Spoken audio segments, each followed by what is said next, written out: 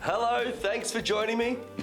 My name's Mike. I'm the founder and CEO of GrowFit, and our topic today is how to embed healthy life choices into training with children and their families. When I took the topic to my team, the overall response was that it wasn't about necessarily what we teach our children. Obviously, it's very important to make sure they're having the right nutrients they need and enough sleep. But it was more important to talk about how to embed those choices. Okay, I've got a great episode of Interview an Expert. Well, let's get started by putting our hands up to the sky and hands down to the ground. And we acknowledge the original owners of this land. I wanted to thank you all for coming today for our Interview an Expert segment. Today's topic is on how to embed healthy lifestyle practices and healthy lifestyle choices into training with children and families. So this is tailored towards personal trainers and teachers or who work with children and want to encourage them to make healthy choices. So overwhelmingly, after speaking with the team, the impression was that the most important thing is about how we teach the children about these concepts and start to embed these into their lifestyle, as opposed to exactly what we teach, but that it's still very important to have the facts. That's why educate with fact is one of our 6 values, and why we across all of our programs we have a poem each week which is on a different health topic. That way we can easily embed with these healthy lifestyle choices into our programs. I wanted to thank my 3 guests. I have Aayushi Patel, I have Natasha Milne, and I have Annette Harrison. Why don't you all introduce yourself? Aayushi, why don't you start? Hi, my name's Aayushi and I'm a sports coach at GrowFit. I work with children, helping them stay active, eat well, and build healthy habits. And I'm really passionate about sharing simple tips about healthy eating, and I love some cooking for myself. And what are you studying? I'm studying health science, and I've done Cert 5 in nutrition. Well, we'd have to delve into deeper why you chose that. Tash, why don't you introduce yourself? Hi there, I'm Natasha and I'm the growth manager of GrowFit. I also am very passionate about health and fitness. I have studied in Diploma of Certificate 3 and 4 in fitness. I have 2 young children who also I like to keep very active and healthy. And Annette, our longest GrowFit employee, please introduce yourself. Hi, I'm Annette. I have been with GrowFit for 11 years and I am the support manager. I have really enjoyed my time working with GrowFit, and in my spare time, I love gardening and reading, and I am the mum of 3 adult children. Fantastic. We'll delve more into that later. I've got 3 questions each to start with, just to get the ball rolling, and then we can delve into our topics. What is one nutrition myth you see a lot amongst families? A common myth that I've heard a lot is that carbs are bad, but in reality, carbs are like whole grains, fruits and veggies are the body's main source of energy. We need carbs our day-to-day lives, right? It's not about avoiding carbs, but it's about choosing the healthier ones instead of sugary snacks or soft drinks. Great. I think we touched on something there. We'll delve more into that. Tash, how do you balance your own fitness along raising your two young children? Well, balancing fitness with 2 young children really isn't easy, but I use it as a chance just to get to move with them. So I don't find that perfect moment for fitness for myself. I find, that sometimes that perfect cuddle can turn into a few squats holding them in my arms, and the kids just love going up and down with me. Use it as a resistant-based workout, but also having fun and having a fun routine and structure really also helps me and my family. We have a plan, so the kids know what's coming next, so it definitely helps. And I might like to make it all fun by adding them in whatever routine we have. So, use them at home for cooking and cleaning with me, but make it a fun fitness kind of routine with them. So, for instance, at home, we have also used GrowFit Online a lot, which we can put on anytime, anywhere. We play a quick game, have a dance, and also try a do-it-yourself project together, which is really useful. The other morning, we got out the backyard. We created a noodle rocket, which is on GrowFit Online, and we spent that morning throwing that rocket high in the air, all moving together. It was play-based, and it was also family time as well. So we were outdoors, we were active and having fun together as well. So, yeah. I think it's so important, and especially parents. I've got 3 little ones, and when Frank wanted to start scootering around, he wanted wheels, I decided that I would learn as well. So I got myself a skateboard. I'd never skated before. I wasn't allowed. The thing is you've got to get moving. If you can move with your kids, if you go to the park, make it part of the day, instead of driving to the park, riding or walking to a park. We're very lucky in Australia, there are parks around. So you've got to embed those things, and they need to see you moving with them. So that's my little tip. Annette, let's move on to you. When your children were young, what healthy lifestyle habits were you most passionate about encouraging? Well, I was very passionate about keeping movement fun and natural rather than it being a chore. We did only have a small backyard, so we spent plenty of time, like you were just saying, Mike, up at the park, running around on the equipment, taking the dog for a walk. My children were not so keen on organised sports, so we found other ways that they really enjoyed moving. The girls both loved learning dance for years, and my son also enjoyed doing various martial arts. One thing we always did was I made sure that we walked to school and back every day rather than driving. It was a nice walk and everyone was just used to that's what we do. And I also encourage balance when it came to food and to rest. So we tried to keep regular meal times without too much snacking in between.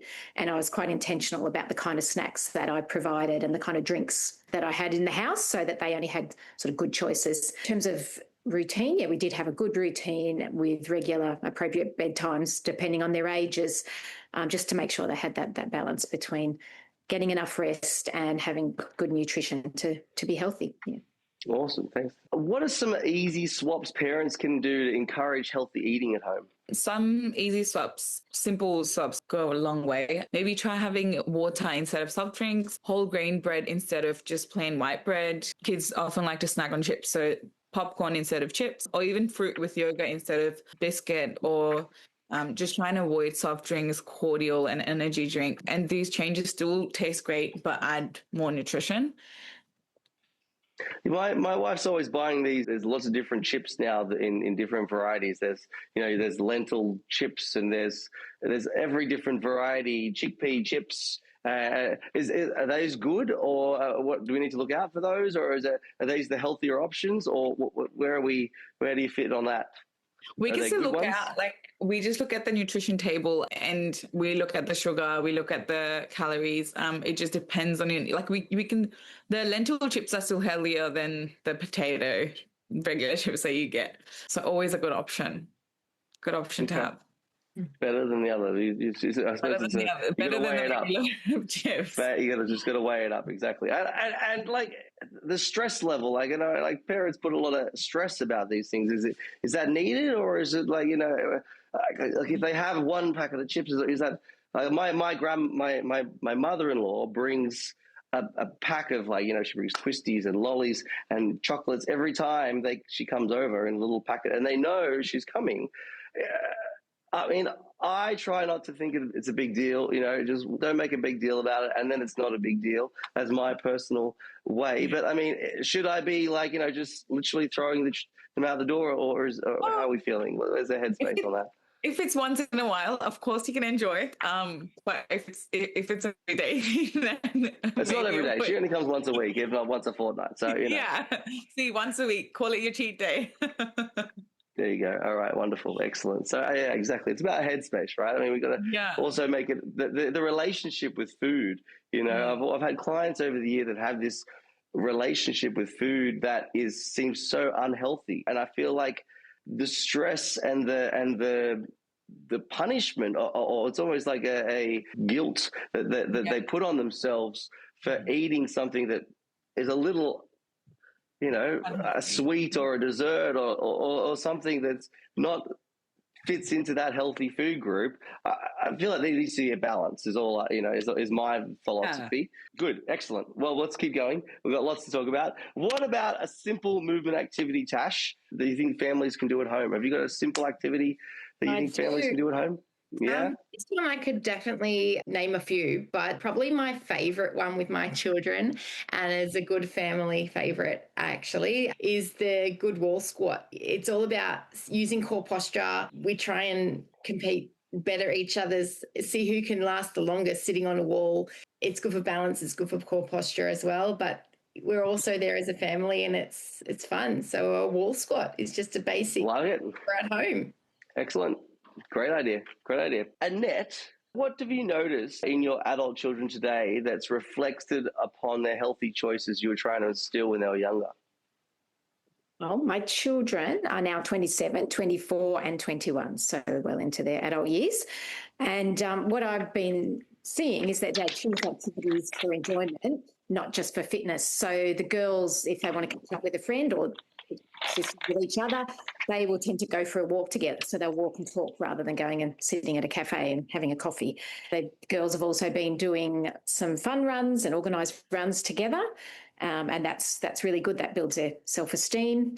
And my son has set up his own home gym, and he works out in that several times a week. And he also likes to go for walks or runs just to clear his head.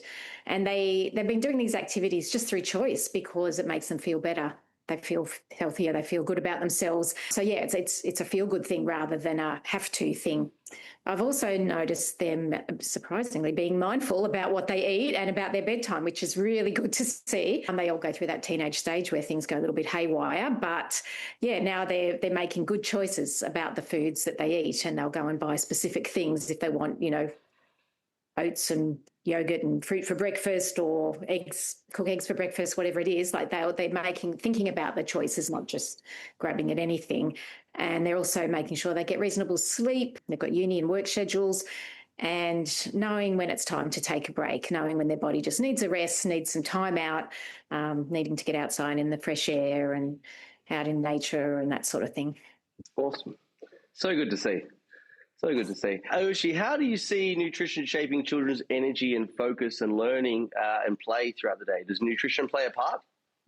Yes, of course. Good nutrition fuels both the body and the brain. So balanced meals with protein, carbs, and healthy fats give kids a steady energy instead of just grabbing like a sugar snack, and helping them concentrate at school as well and stay active during playtime. Poor nutrition or too much sugar can make their energy, it will give you like a short energy time period and then crash. And then that leads to lack of focus and then being tired. So good nutrition, good play, good learning. Sounds good. Makes sense. Natasha, what advice would you give to parents that feel they don't have time to exercise? Probably just keep it simple. Take the pressure off. Just have fun with it. You don't need an hour every day. Even 5 minutes counts. Whilst you're boiling the kettle of a day, having a cup of tea, do some squats in your kitchen, but also, cooking dinner at night. Calf raises by the bench works perfectly. Little push up. Yeah, push up on the wall. Push-ups. It all works. There you go. But also we found as well from before, like GrowFit Online, a quick game with the kids while the kids are having morning tea, things like that. Like you don't have to put that pressure on as a parent to do that for yourself or the children. There's no... You could be cycling to the farm in the living room and having a great time. That's right. As I can't say I haven't done that, Mike.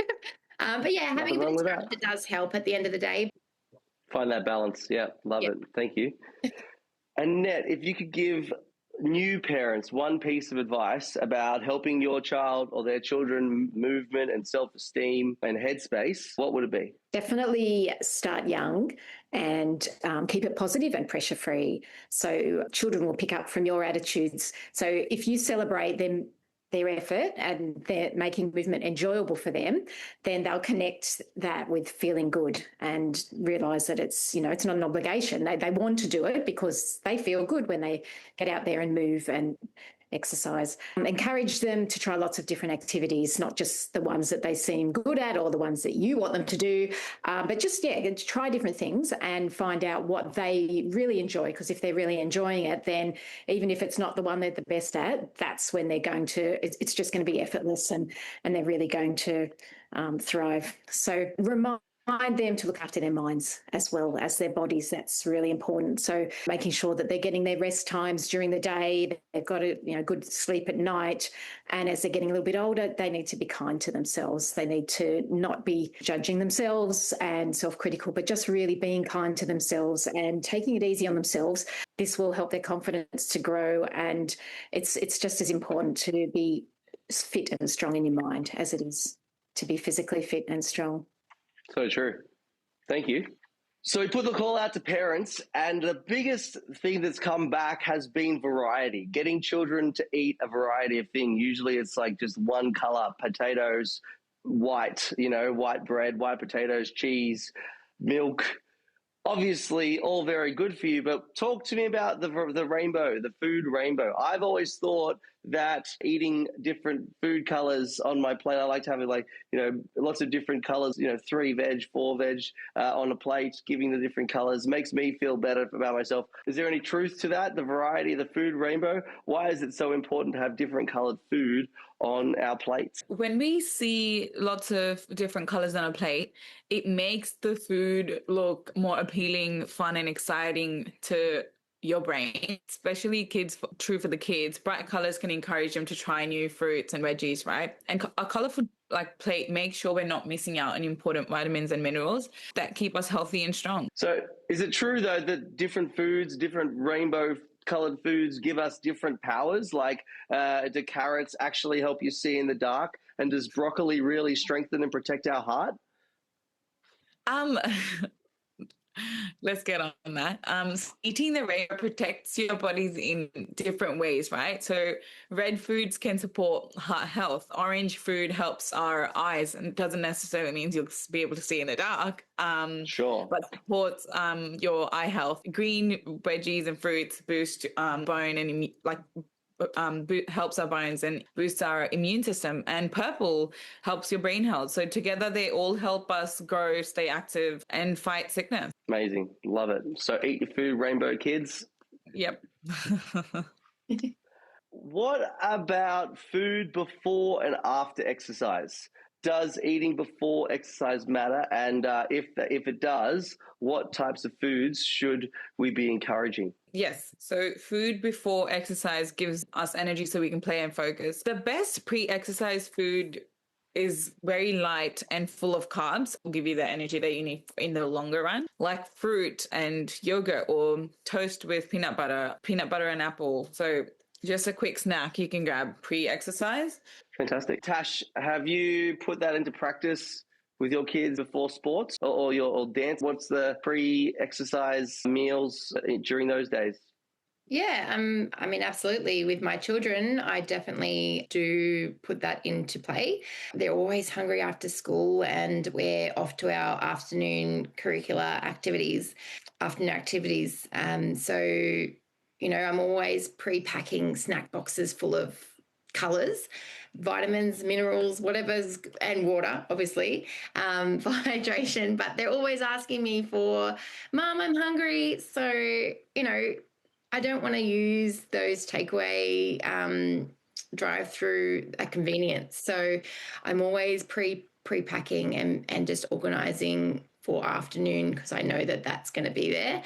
But for myself as well, I've always grown up as a dancer. So the night before my competitions and all of that, I'm always thinking of the best meal that's going to make, me stronger for that competition day. So, as Aayushi has mentioned, carbohydrates, a good carbohydrate meal with some protein before that big competition, and just knowing that you've got your snack bag ready for in between comp times. So, grab a banana just to keep those sugars up, those natural sugars up. So talk me through it. What is it? What's the big carb? Is it spaghetti bolognese? Beef stroganoff, Mike. I love beef stroganoff. Beef stroganoff. There we go. Absolutely. No, that sounds great. Yeah, with rice, a bit of rice. Actually spaghetti. So my mum used to make that for me. I like that. I've continued that tradition now as well. So yeah, and I will definitely do that for my children's sports as well because it's such a good meal as well for before competitions meal. Love it. Pre-comp. Absolutely. No, I used to do a carbonara, which isn't too far from a strog. That's for sure. Very good. And what about after exercise? After exercise, does that make a big difference? How does food help with recovery? After exercise, food helps refill energy stores and repair the muscles. So eating like a mix of protein and carbs is important to recover faster and feel ready for the next activities. So let's say you're in between activities, and some great post-exercise snacks are like a smoothie with milk and fruit, or a quick like a small chicken and veggie wrap, or crackers with cheese is a great option. And as we eat like fruit and yogurt we can also eat it post sports or exercise. So these both give you energy and protein to help your body bounce back from the exercise that it's done. Awesome. And so what would be your go-to? Mine's always green apple and peanut butter. Green apple and peanut butter. I do like that. It's the sweet and I love peanut butter. Sweet and sour. It's the best. It's the best. And are you cutting it in slices, or are you just taking a bite? No, you're cutting it in slices. Of course. We're civilized here. Come on. Put some lemon on it too. A little splash of lemon. All right, now we have it. There you go. Fantastic. And you're getting how much is it? The proteins in the peanut butter, and then the carbs is just a high quick sugar hit with your fructose. Yeah, a quick sugar hit, and then you can have another meal a couple of hours after, so your body has enough time to adjust to the meal that you just had, and then calms you down the sugar will help you with the energy. So that's when you can have your steak. That's correct. Steak. It's got to be this big, doesn't it? Can't be this big, but I do like them this big. Just gonna put that. But that's a Friday. Only on a Friday, I promise. Only on a Friday. Okay, good. Wonderful. Okay, so we've got a lot of pre's and Annette, do you have any? What do you like to have before your gym sessions or after your gym sessions? Just what's your go-to food craving? I kind of tend to do gym later in the afternoon, and then I come home and make dinner, have dinner. So normally with them dinner, there's either rice or potato or pasta and meat. Is it a meat and 3 veg? Is that still the thing, meat and 3 veg? I do like the 3 veg thing. I like the colours. I feel like, there has to be contrast. It just doesn't look right if you have only meat, 1 carb and 1 veg. Like you need the colours, you need the contrast, the different textures, the crunch, the whatever. We love roast broccoli in my family. They love that. And we love salads in summer, trying all sorts of different salads. Like to sprinkle nuts on top of our salads as well. Yum. Love it. Excellent. All right. Speaking of that, we're going to move on to our next topic, which is balanced nutrition for children. If you could create a new food circle instead of a pyramid or food plate for children, what would it look like? Yes. So that would be half a plate with fruits, veggies, and grains, like whole grains. So you have your rice, your pasta, your carbs. Then a quarter would be protein. You have your beans, your tofu, chicken, eggs, and then a small section for healthy fats. Like you'd have nuts to support brain health, an avocado, and of course water on the side. Yeah, and how much water? Is it still cups a day for kids, or what's the 2 liters a day? 5 cups about right? Yes, that's correct. Water, drink it down. 5 cups a day keeps me good all round. That's correct.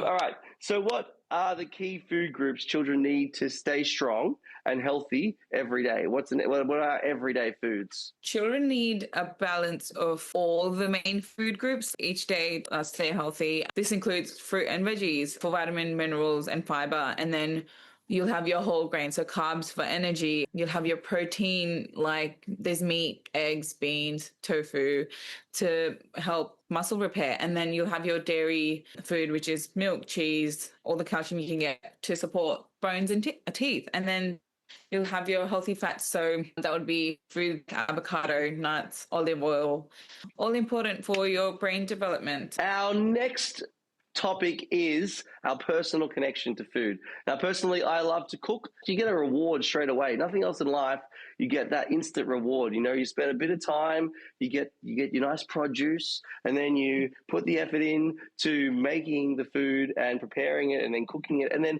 within a few hours, you have an amazing dish that you get to share with your family. That's why I love food. Obviously, I love food for all the other amazing reasons to keep my body healthy. Who wants to start? Why don't we start with Tash? What are your personal connection to food?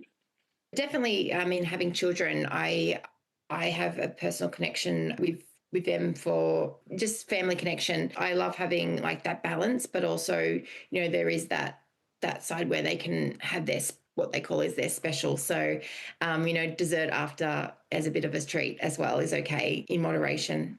Yeah, I definitely have connection with family. Yeah, I love it. Food can be like fuel, it can be comfort, and it can be creative. Aayushi, what do you talk to me about your connection with food? I love cooking, but for me, food is a mix of all three. So it's fuel when I need energy for work or exercise, gym. And it's comfort when I love cooking. So when I share a meal with family or friends, I cook for them. And then creativity when I'm trying new recipes. So I balance them by eating nutritious meals most of the times, but still enjoying the fun and then comforting foods in moderation. So yeah. Awesome. Love it. So true. So true. Annette, where's your headspace with food? Yeah, definitely all three, same as Aayushi. So fuel, yeah. So occasionally I might be busy during the day and I don't have a proper lunch and I get to the gym in the afternoon and I can feel the difference. If I haven't got any energy in there, I can't do what I normally do. So that's an important one. And comfort, I do love putting on a slow cooker in winter, having it cooking all day and something to look forward to. So there's that side of it. The other thing is just connection, really, family connection. When the kids were younger, we'd sit around the dinner table and we used to do a thing called your best and worst. So we would get everybody to take a turn and say the best thing that happened for them that day and also the worst thing that happened for them that day. And yeah, it was a tradition. We did it on and off over the years, but it was just a really good moment to connect and to be able to celebrate with someone if something really good happened, or to be supportive if something happened that wasn't so good. It just meant that we could sort of keep close with what was happening in each other's lives, which as they get older can be a hard thing to do. Yeah, they naturally want to pull away already pulling away. You know, yeah. And then they don't want to leave. So, you know. Okay, all right. So now we have a bunch of different topics. Our first one, problems families have eating healthy. Do we have any problems that families have eating healthy? I know that one that I've heard is money, saying that it's expensive to eat healthy. Look, I feel like with today's resources, my wife uses ChatGPT to come up with a cheap shopping list and spits it out for less than $4 a head. So it can be done, and we are, eating healthy, nutritious food. I've definitely got some strategies on that one. Given I've got a young family, I love going to the supermarket and buying, in bulk, because in bulk is a lot more affordable. And, if you can have that time to prep food, and as a parent that is very helpful. Have your prep day where you put your healthy meals together and you can freeze them in bulk. Foods keep for 3 months at a time, and it also saves time as a family, because when it comes to nighttime, you've got your bath time, you've got your reading time, you've got that family time you want to have with your children. You want to have that convenience as well. So definitely, saving time by having your foods in bulk and prepped in the freezer, ready to go, is very helpful from a mother's point of view. And far more cheaper than surely going to fast food places and getting food on the run. I mean, being prepared and having your food pre-cooked and frozen and ready to go, surely it has to be more cost effective than doing the alternative. Same with snacks. If you're hungry and then you walk into a shopping center, then your body, you're just going to try and grab something to eat as as fast as you can because you're hungry. But I'm on the road all day, I'll have nuts and I'll have fruit and I'll have meat, ready to go, just sitting next to me, and obviously coffee. So, Little bento boxes that you get these days are Genius. absolutely so convenient for children. You can even put your colours in those bento boxes for Yes, because God forbid the food touch each other. I know my child is like, oh, it's touched that food now. I'm not eating it because it's touched the other food. No. I need another piece of cheese, please, that hasn't touched that carrot. Yeah. So one of the things that come to mind is picky eaters in the family. Children and even adults may refuse certain healthy foods. I think that makes meal planning stressful, or the lack of knowledge or skills. They might not know how to cook nutritious meals or read food labels more effectively. So true. Fussy eaters. They will get over it eventually. I had a cousin that didn't eat anything except tomato sauce at all. He only ate tomato sauce. Put it on a plate in a bowl and just it's alive. And he's very smart, so it clearly didn't kill him. Milk and tomato sauce, you can live on it. Do we have any food misconceptions? What about protein shakes? Are we up or against them? Pro, down, have a protein shake? We can still have them, protein shakes. I think it's just people look at it as convenience, but I think definitely getting it from fruits, veggies, and meat is it's a better protein source than just having on-the-go protein shake. Sure. I know with my daughter, she is struggling. She's in that category of not having anything that isn't a Vegemite sandwich. So we have been sneaking in a sustagen protein supplement into her milk to give her the extra protein that she is definitely not getting from, it's only a season of life. I feel like she's 5. And yeah, of course. Yep. She does eat anything at daycare. She eats everything at daycare. She'll eat meat and pasta and vegetables at daycare, but God forbid she touch it when she's at home. Anyway, what about food and mood? How does our eating the food affect our focus and our energy? Is hangry a thing? Is it real? Hangry is definitely a thing. I'm hangry all the time. Hangry is a thing. Write it down. It's a thing. I'm hangry all the time. But as they say, good food, good mood. So food's like fuel to our body and brain, right? Whole foods like oats, fruit, nuts give you steady energy, and then helps you focus and feel calm. But then too much sugar can make you feel excited for a little bit, but then you're tired and grumpy afterwards. So often you'll notice in kids when they have sugar snacks, they're happy for a bit and then they're grumpy and then they're still hungry, asking for more food. So keeping snacks once in a while, but healthy snacks. Love it. All right. So let's talk smart snacks. Let's list out smart snacks. What have we got? I'm going to start with cheese and crackers. Mm-hmm. Peanut butter and apple. I'll stick by peanut butter and apple. I'll go for dried apricots and dried apples. Dried apricots? Yeah. Yum. Okay. Dried fruits. Yeah, definitely. Do you have a fruit dryer, Tash? No, I don't, unfortunately. I'd love to get one, but I'd like some dried fruit. Okay. So your cranberries, your sultanas, your dried apples, Sure. your dried apricots. Bananas. I like a dried apricot, that's for sure. Annette, what have you got? I love a handful of nuts, walnuts or almonds. I do love almonds that have been lightly toasted. Don't know if that's good or bad for them, but I love that. If I've got some left over from dinner, I'll snack on those the next day. Toasting it can't take away from its nutritional value, can it? What's the chemistry? Come on. I think it's based on personal choice. If you like it toasted, have it toasted. If you like it soaked in water. Yeah, right. A lot of people actually do it, soak it overnight and then have it. And then the water that comes from it is also good. So they drink it with the water that they soaked it in. Oh, wow. Because all the nutrients have gone into the water. Yeah. Smart. Love it. Excellent. Very clever. So speaking of that, hydration and food, we talk a lot about drinking water, but how does eating food, or are there any types of food that help us stay hydrated, and alternatively, that make us dehydrated? Yeah, so lots of food have water in them. There's fruits like watermelon, oranges, and then you have veggies like cucumber, celery. All of them help us stay hydrated, especially when it's hot or after sport. Cucumber, great snack to have after sport.